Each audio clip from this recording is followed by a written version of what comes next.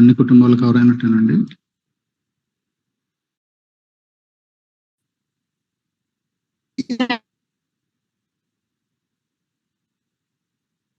సరే అండి, 19వ అధ్యాయంలో కొన్ని మాటలు చదువుకుందాం. సమూయేలు 2వ గ్రంథం 19వ అధ్యాయం.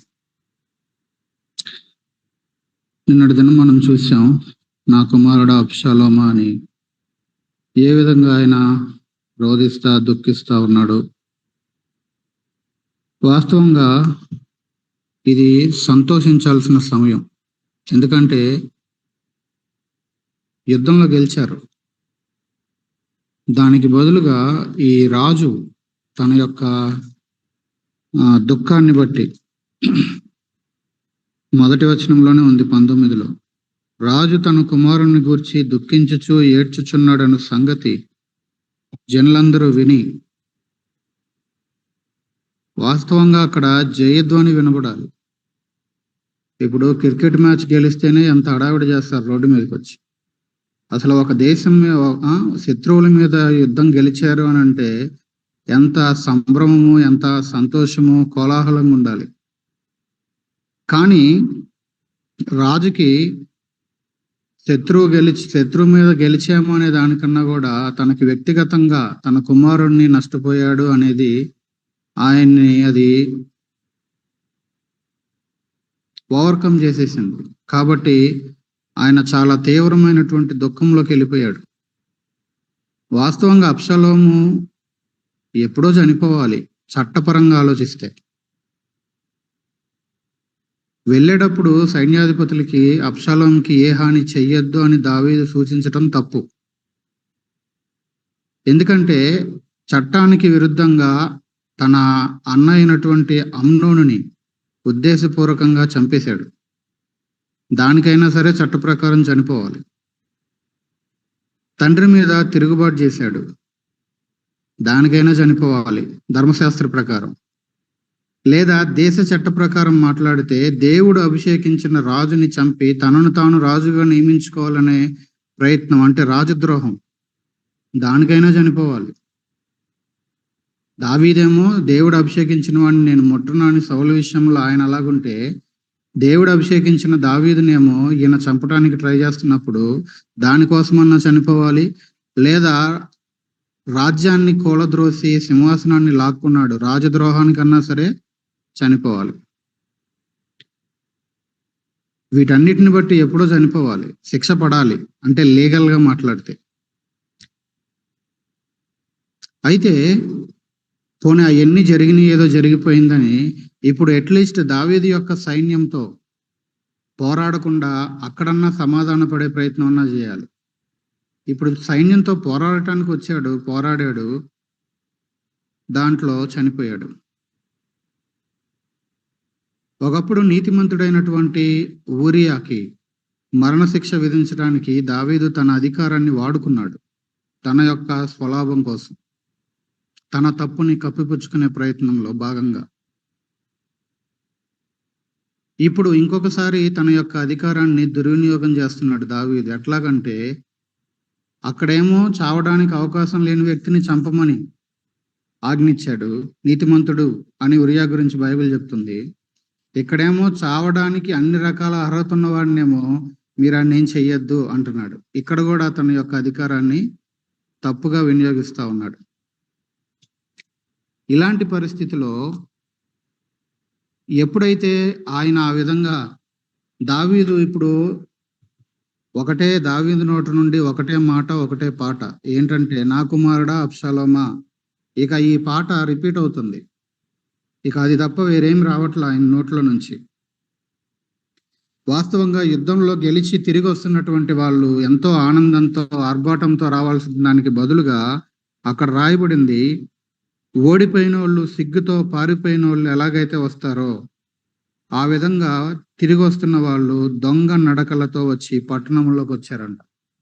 అంటే వాళ్ళు గెలిచారు అనే ఆనందం కన్నా రాజు దుఃఖిస్తున్నాడు అనేటువంటి పరిస్థితి అటు ప్రజలకి కావచ్చు, అక్కడ ఉన్న ప్రజలకు కావచ్చు, ఎవరైతే యుద్ధంలో వెళ్ళి పోరాడి తిరిగి వస్తున్నారో వాళ్ళకి కావచ్చు, అందరూ కూడా ఆర్భాటానికి బదులుగా అందరూ చింతలోకి వచ్చేసారు. విజయాన్ని సెలబ్రేట్ చేసుకోవడానికి బదులుగా విక్టరీ అనేది ఒక మౌర్నింగ్‌గా మారిపోయింది. ఒక విలాపంగా మారిపోయింది విజయం. ఎందుకంటే ఇక్కడ దావీదుని ఏది ఓవర్‌కమ్ చేసింది? ఏది దావీదుని జయించేసింది అనంటే, ఆయన ఏం చూడట్లేదు అనంటే, తన యొక్క పర్సనల్ లాస్‌ని అని ఎక్కువ దాని మీద ఫోకస్ పెట్టాడే గానీ, ఎవరైతే ఆయనని సపోర్ట్ చేసి, ఆయన దేశంలో నుంచి యెరూషలేం నుంచి బయలుదేరితే, "మేము కూడా నీతో వస్తాం. నువ్వే మా రాజువి" అని కదిలొచ్చారో, ఎవరైతే ఆయన పక్షంగా నిలబడ్డారో గడ్డు పరిస్థితిలో, ఎవరైతే నీ కోసం చావడానికైనా, చనిపోవడానికైనా రెడీ, చంపడానికైనా రెడీ అని నువ్వు వస్తాను అంటే రావద్దు అని ఎవరైతే ఆయనని ఆపారో, నువ్వు చావడానికి వీల్లేదు. కావాలంటే మేమెళ్లి చచ్చిపోతాం అక్కడ. ఆయన్ని ఎంతో త్యాగపూరితంగా ఆయన్ని సపోర్ట్ చేస్తున్నటువంటి వాళ్ళని ఇప్పుడు ఎలాంటి పరిస్థితిలోకి దావీదు యొక్క వైఖరి తోసేసిందో చూడండి. ఆఫ్‌కోర్స్ డెత్ జరిగింది. అందుకే ఎప్పుడైనా మరణం సంభవించినప్పుడు విపరీతమైనటువంటి ఎక్స్‌ట్రీమ్‌కి వెళ్ళిపోకూడదు. తెస్సలోనిక మొదటి పత్రిక 4వ అధ్యాయం 13వ వచనంలో తెస్సలోనిక సంఘానికి క్లియర్‌గా రాసింది. ఈరోజు క్రైస్తవ సమాజానికి మనందరికీ కూడా బైబిల్ చెప్పేదదే. నిద్రించుచున్న వారిని గురించి మీరు నిరీక్షణ లేని ఇతరుల వలె మీరు దుఃఖపడొద్దు. వాళ్ళు ప్రభు దగ్గరున్నారు. ఈ అబ్షాలోము ప్రభు దగ్గర ఉన్నారని నేను చెప్పట్లా. ఒక డెత్ జరిగినప్పుడు, ఇలాంటి ఒక పరిస్థితి వచ్చినప్పుడు ఎక్స్‌ట్రీమ్ సారోలోకి వెళ్ళిపోకూడదు. ఆఫ్‌కోర్స్ నొప్పుంటది, బాధుంటది సొంత వారు పోగొట్టుకున్నప్పుడు. కానీ ఇక్కడ ఈయన దుఃఖము వాళ్ళు గెలిచినటువంటి గెలుపుకి విలువ లేకుండా చేసింది. ఈయన దుఃఖము ఆయన యొక్క సపోర్టర్స్ అందరూ కూడా యుద్ధంలో చేసిన గెలిచొచ్చిన గెలుపు వాళ్ళు ఇప్పుడేదో తప్పు చేశామేమో అనే అభిప్రాయంలోకి తోసేసింది. ఆర్భాటంతో రావాల్సినోళ్ళు ఎలాగొస్తున్నారు అనంటే సిగ్గుతో ఎలాగైతే ఓడిపోయి పారిపోతారో అట్లాగొస్తున్నారంట. ఆ నడక కూడా దొంగ నడకలతో వస్తున్నారంట. ఓడిపోయినోళ్ళు ఎట్లొస్తారో అట్లాగా తలలు దించుకొని. అంటే దావీదు యొక్క ఈ విపరీతమైన దుఃఖం అనేది వీళ్ళందరూ చేసినటువంటి పనిని ఈయన దుఃఖం వలన అది వ్యతిరేకంగా మారిపోయింది.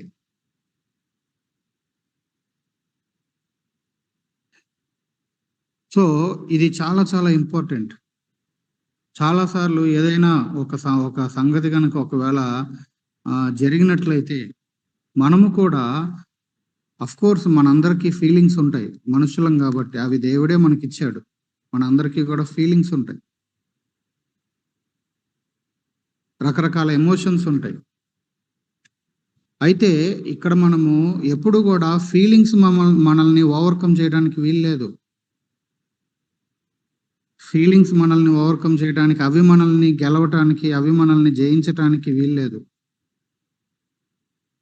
ఎందుకంటే దావీదు యొక్క ఈ యొక్క ఫీలింగ్ అనేది, ఈ యొక్క సారో అనేది మిగతా వాళ్ళందరినీ సిగ్గుపరిచేలాగా, వాళ్ళు తలలు దించుకునేలాగా, వాళ్ళ యొక్క విజయము పోరాడిన వాళ్ళు కావచ్చు, ప్రజలు కావచ్చు, అందరూ కూడా విలపించేలాగా, అయ్యో అనవసరంగా చేసామే ఈ పని అని వాళ్ళు అనుకునేలాగా చేస్తా వచ్చింది. ఇది సరైనటువంటి వైఖరి కాదు. ఇక్కడ ఆయన ఒకటే, నా కుమారుడా అబ్షాలోమా, నా కుమారుడా అబ్షాలోమా. ఇక్కడ సమస్య ఏంటంటే దావీదు యొక్క పర్స్పెక్టివ్, ఆయన యొక్క దృక్కోణం అనేది ఎలాగుంది అనంటే ఆయన ఫీలింగ్స్ ఆయన మీద ఓవర్‌కమ్ చేసినాయి. ఫీలింగ్స్ మనందరికీ ఉంటాయి. అయితే ఎప్పుడూ కూడా ఫీలింగ్స్ మనల్ని గెలవటానికి వీల్లేదు. దేవుడు ఎప్పుడు మన యొక్క ఫీలింగ్స్‌కి ఎగైనెస్ట్ కాదు. ఎందుకంటే మనిషికి ఆ రకాల ఫీలింగ్స్ ఇచ్చింది దేవుడే. మనల్ని తయారు చేసినప్పుడే దేవుడు మనకు ఆ ఫీలింగ్స్ ఇచ్చాడు. అయితే ఎప్పుడు కూడా ఆ ఫీలింగ్స్ మనల్ని గెలవటానికి వీల్లేదు. అవి మనం మీద పాపం ఎలాగైతే పెత్తనం చేసిందో ఇంతకు ముందు, రక్షణకు ముందు, ఆ విధంగా ఫీలింగ్స్ మన మీద పెత్తనం చేయటానికి వీల్లేదు. ఈవెన్ మనకి ఫీలింగ్స్ ఉన్నప్పటికీ కూడా. చాలా రకరకాల ఇష్యూస్‌లో, రకరకాల సమస్యల్లో, ఎందుకంటే వారితో పర్సనల్‌గా మాట్లాడినప్పుడు, లేదా వారి కొరకు ప్రార్థన చేస్తున్నప్పుడు కొంతమంది విషయాలు తెలుస్తూ ఉంటాయి కాబట్టి, నేను చాలా సార్లు గమనించాను. ఏంటి అనంటే, ఆ ఫీలింగ్స్ ఓవర్‌కమ్ చేస్తా ఉంటాయి. ఏంటి ఇన్ని సమస్యలున్నాయి, ఇలాంటి పరిస్థితులున్నాయి, సంఘముతో, సహవాసముతో కలవాలి, కలిసి ప్రార్థన చేయాలి, అప్పుడే ఇయన్నీ వదులుతాయి. నా కొరకు నువ్వు చేయాలి, నీ కొరకు నేను చేయాలి అని మాట్లాడుతా నచ్చజెప్పడానికి ప్రయత్నించిన దూరంగా ఉండే పరిస్థితి. ఎందుకు అనంటే సమస్య లేదని కాదు. నాకు కలవాలని లేదు. లేకపోతే నాకు బైబిల్ చదవాలని లేదు. ప్రార్థన చెయ్యాలని లేదు. అందరితో ఇలాగుండాలని లేదు. ఏంటివన్నీ? ఫీలింగ్స్. ఫీలింగ్స్ ఉండటం మంచిదే. కానీ ఫీలింగ్స్ మన మీద పెత్తనం చేయడానికి వీల్లేదు. ఇది మనం ఇక్కడ నేర్చుకోవాలి. అవి మన మీద పెత్తనం చేయటానికి వీల్లేదు.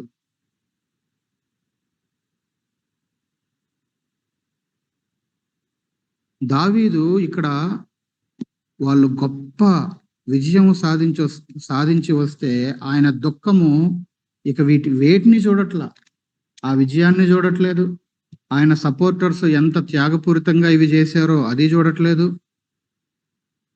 మిగతా ప్రజలందరూ ఈయన వైఖరి వల్ల వాళ్ళే ఎలాగా అవుతున్నారు, అది పట్టించుకోవట్లేదు. దేవుణ్ణి పట్టించుకోవట్లేదు. ఎందుకంటే ముందు అధ్యాయంలోనే చదివాం. అబ్షాలోముకి కీడు చేయ నుద్దేశించాను. దేవుడు స్టార్ట్ చేశాడు ఆ పనిని.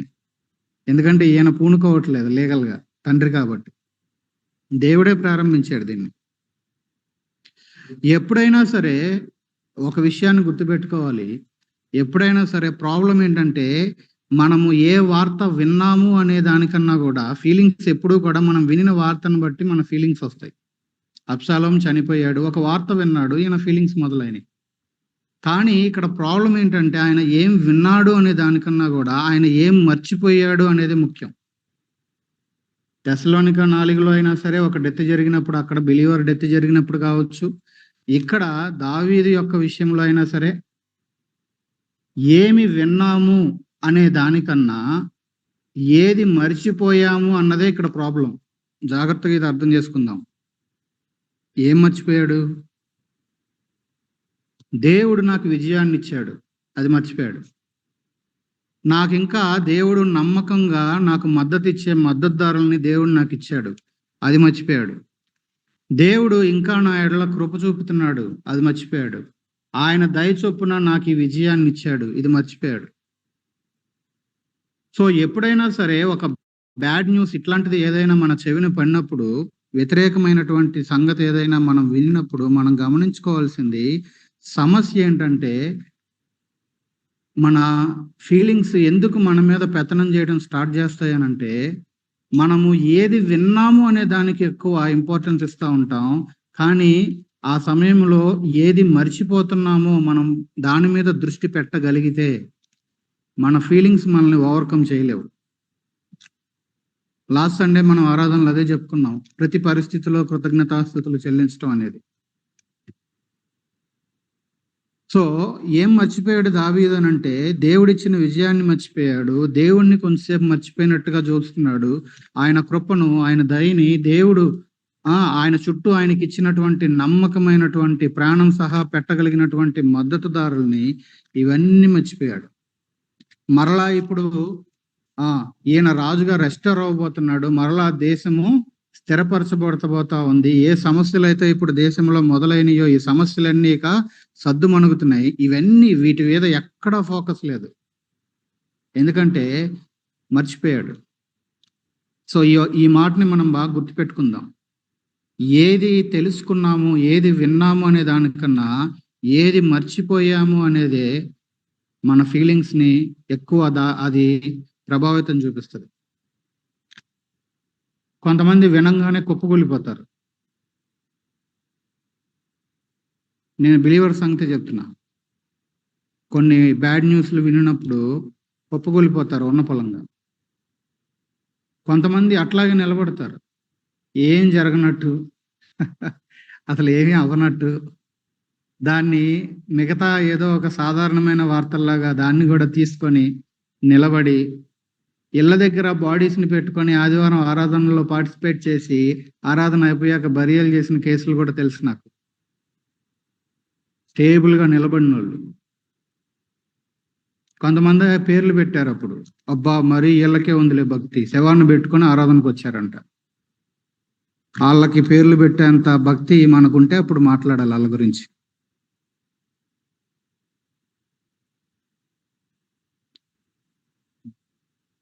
ఒక్కసారి ఆలోచించండి, ఎప్పుడైనా నా కుమారుడా అబ్షాలోము అని ఏడ్చినట్టు, అయ్యో నా 30 మంది బలాఢ్యులలో ఒకడు కదా, అయ్యో నా బలాఢ్యుడా ఊరియా అని ఒక్కసారన్నా ఏడ్చాడైనా? ఒక్కసారన్నా? ఆయన ఆ ఏడుపు ఏడవటాన్ని ఎవరన్నా ఒక్కళ్ళన్నా విన్నారా? లేదు. అక్కడేమో అధికారాన్ని తన కోసం వాడుకున్నాడు, చంపించేశాడు. ఇక్కడేమో అదే అధికారాన్ని, ఇక్కడ కడుపు తీపి కాబట్టి, కొడుకు కాబట్టి ఖచ్చితంగా మరణశిక్షకి తగిన అనేక రకాల పనులు చేసినప్పటికీ కూడా మళ్ళీ చంపొద్దు అనే అధికారాన్ని ఇక్కడ దుర్వినియోగం చేస్తా వచ్చాడు. అయినా సరే దేవుడు ఆయన చేయవలసిందేదో దేవుడు చేశాడు.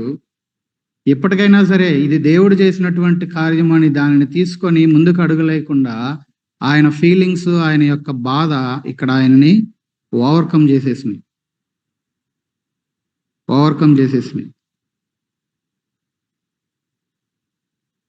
ఇది చాలా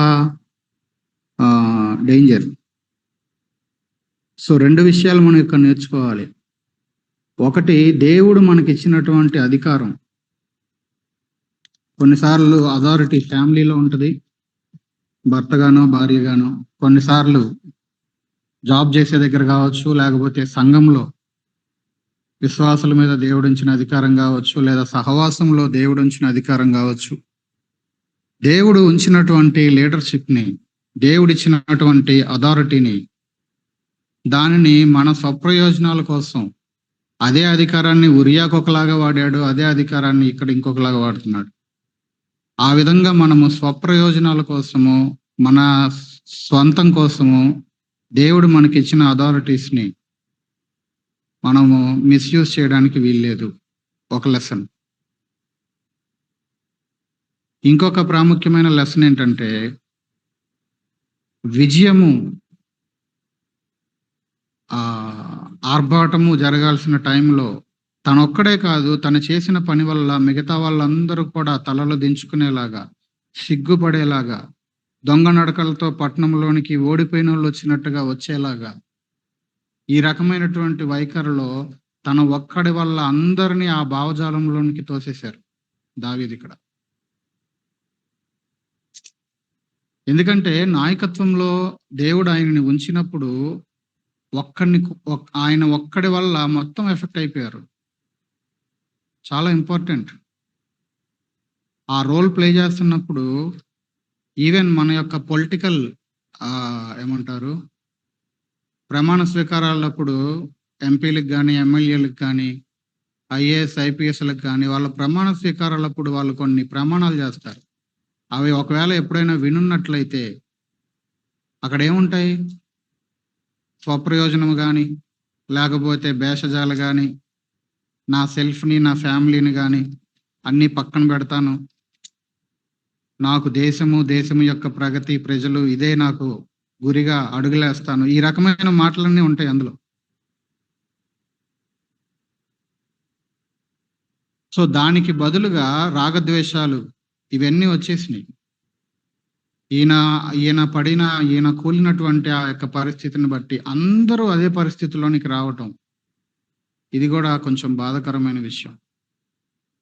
మనం కూడా మన జీవితాల్లో మనకు అప్లై చేసుకుంటే, దేవుడు మనకి ఒక్కొక్క స్టేజ్లో ఒక్కొక్క రకమైనటువంటి స్థాయిలో అధికారాలు ఇచ్చి ఒక్కొక్క దగ్గర నిలబెడతా ఉన్నప్పుడు మన యొక్క సెల్ఫ్ మీద మనం ఆధారపడుతూ ఎమోషన్స్ మనల్ని ఓవర్టేక్ చేస్తా, మనము కొంచెం కృంగి మాట్లాడి ఆ మాటల్ని బట్టి లేదా ఇక్కడ దావీదు మాటలే కాదు ఆయన వైఖరి కూడా. మాటలేమో నా కుమారుడా అబ్షాలోమా ఒకటే పాట పాడుతున్నాడు. అయితే ఆయన వైఖరి దుఃఖం సలుపుతూ కూర్చోవటం అనేది అందరూ కూడా అలాంటి పరిస్థితుల్లోనికే రావాల్సిన సిట్యుయేషన్ వచ్చింది. లీడర్‌షిప్ అనేది ఎప్పుడు ఇన్‌ఫ్లూయెన్స్.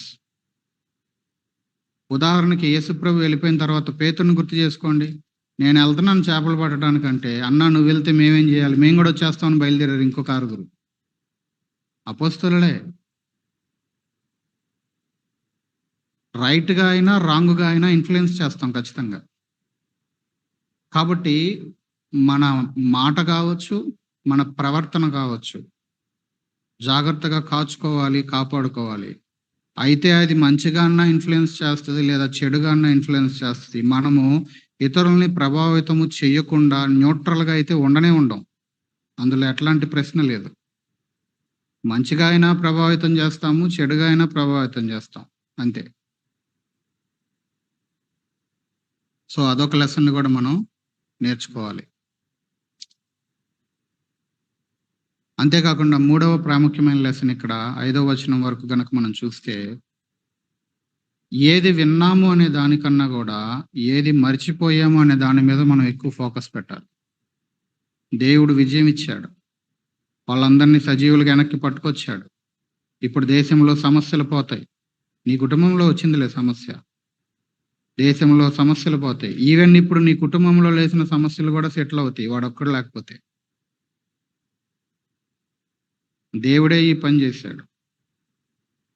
కాబట్టి వీటన్నిటిని బట్టి సంతోషించాల్సిన విషయాలు చాలా ఉన్నాయి. కానీ ఫోకస్ అంతా వినిన దాని దగ్గరే ఆగిపోయింది. మర్చిపోవాల్సినవేవో మర్చిపోయాడు. కాబట్టే ఫీలింగ్స్ నడిపిస్తున్నాయి. ఆ తర్వాత యోవాబు యొక్క ఇన్వాల్వ్‌మెంట్ ఇక్కడ చాలా అద్భుతంగా ఉంటది. తర్వాత మనం చూద్దాం. కాబట్టి ఈ 3 ఏరియాస్‌ని మనం ఎలాగ ఇన్‌ఫ్లూయెన్స్ చేస్తున్నాం?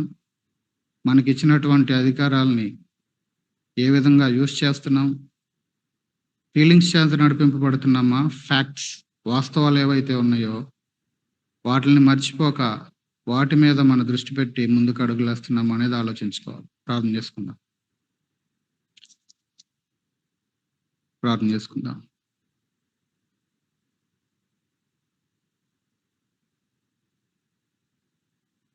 ప్రార్థన చేసుకుందాం. ఒక 1 మినిట్ అందరూ ప్రార్థన చేద్దాం. వినిన మాటలతో ఒక 1 మినిట్ అందరూ ప్రార్థన చేసుకుందాం.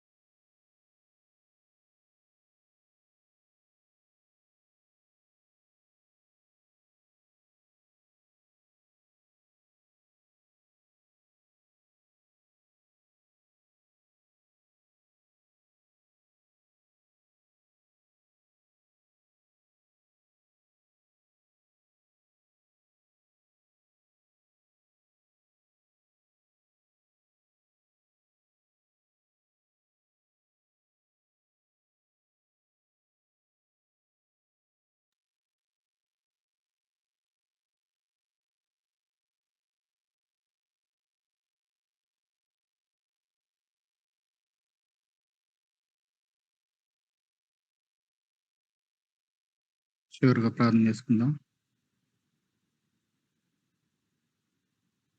రండి మరి ఆల్మోస్ట్ అందరి కోసం చేశారు కదా! ఇంకేదైనా ప్రాముఖ్యమైన అవసరాలుంటే చెప్పండి.